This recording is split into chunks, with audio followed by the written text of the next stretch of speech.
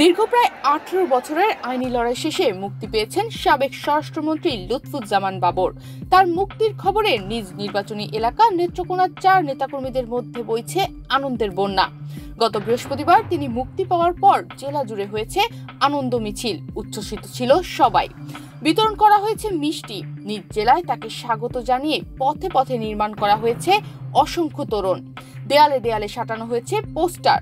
প্রিয় নেতার অপেক্ষায় ছিল হাওড়পাড়ের সকল মানুষ। আমরা উনার অপেক্ষায় প্রাণপণ অপেক্ষায় আছি।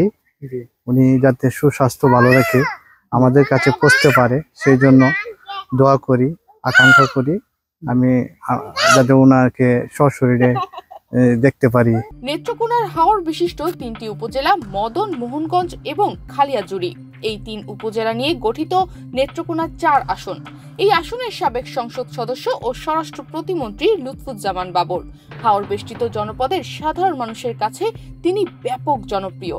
স্থানীয় বিএনপি নেতাকর্মী ও সাধারণ মানুষ বলছেন, লুৎফুজ্জামান বাবর সংসদ সদস্য ও স্বরাষ্ট্র প্রতিমন্ত্রী থাকাকালীন মোহনগঞ্জ, খালিয়াজুড়ি ও মদন উপজেলা সহ জেলার সার্বিক উন্নয়নে গুরুত্বপূর্ণ ভূমিকা রাখেন। সেই সঙ্গে ভাটির অসহায় অনেক পরিবারের বেকার ছেলেমেয়েদের চাকরিও দিয়েছিলেন তিনি। মূলত এই 2 কারণে তিনি জেলাবাসীর কাছে খুব দ্রুত সময়ের মধ্যেই জনপ্রিয় হয়ে উঠেছিলেন। সবাই মনে করে আতষ্টিত হয়ে গেছে কাজে বাবর ভাই মেয়ে নাই ছেলে নাই, মুরব্বী যারা আছে ওরা 5 ওয়াক্ত নামাজ পড়িয়া সবাই দোয়া করতেছে। আমার আম্মা 5 ওয়াক্ত নামাজ প্রতিদিন দোয়া করে বাবর ভাইয়ের জন্য। গত 5 আগস্ট সরকার পরিবর্তনের পর থেকে বিএনপির নেতাকর্মীরা ধারাবাহিকভাবে মুক্তি পেতে শুরু করেন। তখন থেকেই বাবরের জেলার মানুষ তার মুক্তির আশায় বুক বাঁধেন। তার মুক্তির দাবিতে নেত্রকোনায় মিছিল, সমাবেশ, বিক্ষোভ হয়েছে বারবার। অনেকেই দোয়া করেছেন তার জন্য, রোজা রেখেছেন। বৃহস্পতিবার তার মুক্তির খবর পাওয়া মাত্রই রাস্তায় বেরিয়ে আসেন সর্বস্তরের মানুষ। তারা মধ্যরাত পর্যন্ত তাদের উচ্ছ্বাস প্রকাশ করেন। সবাই এখন প্রিয় নেতার অপেক্ষায়। কবে তিনি যাচ্ছেন নিজ এলাকায়, এ প্রশ্ন এখন সবার। লুৎফুজ্জামান বাবর 1991 সালের 5ম জাতীয় সংসদ নির্বাচনে স্বতন্ত্র প্রার্থী হিসেবে আনারস প্রতীক নিয়ে নেত্রকোনা 4 আসন থেকে সংসদ সদস্য নির্বাচিত হন।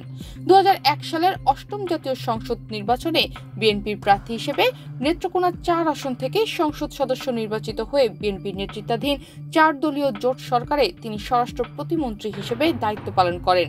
সব মিলিয়ে এলাকার 3 বারের সংসদ সদস্য তিনি। 2007 সালের 28 মে গ্রেফতার হন লুৎফুজ্জামান বাবর। এরপর বিভিন্ন এলাকায় তার দ্বন্দ্ব হয়।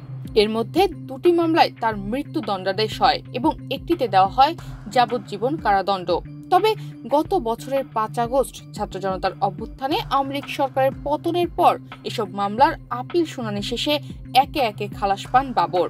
21 আগস্টের মামলায়ও বাবরকে মৃত্যুদণ্ড দিয়েছিলেন আদালত। জানা গেছে, প্রিয় নেতাকে স্বাগত জানাতে নেত্রকোনা জেলা সদর সহ মদন মোহনগঞ্জ এবং খালিয়াজুড়ির রাস্তায় রাস্তায় নির্মাণ করা হয়েছে অসংখ্য তোরণ। পোস্টারে পোস্টারে ছেয়ে গেছে পুরো এলাকা। তবে বাবরের পারিবারিক সূত্রে জানা গেছে, চলতি সপ্তাহের মধ্যেই তিনি নেত্রকোনা যেতে পারেন। প্রথমে নেত্রকোনা সদরে যাবেন, সেখান থেকে গ্রামের বাড়ি মদন, তারপর মোহনগঞ্জ ও খালিয়াজুড়ি যাওয়ার কথা রয়েছে তার। এদিকে হাওড়ের বরপুত্র খ্যাত বাবরকে বরণ করে নিতে গ্রামের বাড়ি মদনেও প্রস্তুতি চলছে। তার জন্মস্থান ভাদের গ্রামের বাড়িঘর রঙিন সাজে সাজানো হচ্ছে, গোছানোর কাজ শেষ হয়েছে। দীর্ঘদিন পর বাবরের জন্মভিটায় যাওয়াকে কেন্দ্র করে পুরো গ্রামের মানুষের আনন্দ যেন আর ধরে না।